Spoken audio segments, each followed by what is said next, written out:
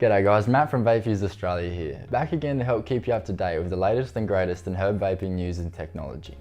Now, in my role as Operations Manager of Vaporizers Australia, I've personally tested over 100 portable and desktop vaporizers so that I can help you guys gain a bit more of an accurate impression on what our line of devices is all about. The end game of this really is to help with the purchase decision, as we know that purchasing a vaporizer can be a bit of an investment. The reason we're so passionate about vaping and vaporizers though is we really think that this is of benefit to people to quit smoking and start vaping, as it's going to be able to make you live a longer life and ultimately be a happier person. So before we get into that, I'm just going to stop on the first point that we usually get asked when people approach us, and that is, what is vaping? Now, the most common sort of example that I can think of when it comes to vaping is a kettle full of water.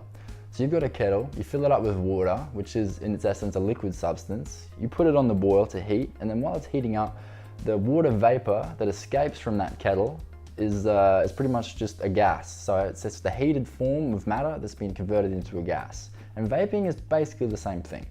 So many of you have probably heard of e-cigarettes or liquid nicotine or something along those lines, and that's pretty much the same as a kettle. It's a liquid substance that's heated to expel a gas, which is just not heated up to the extent that it's going to turn into smoke and combust. When we're talking about vaping herbs, I like to use oil as an example.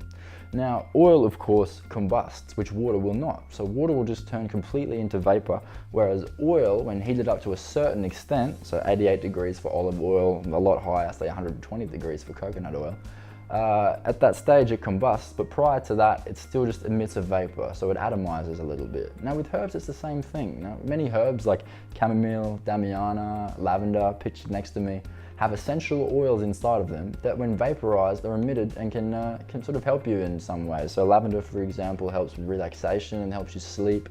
Damiana can be used for something similar.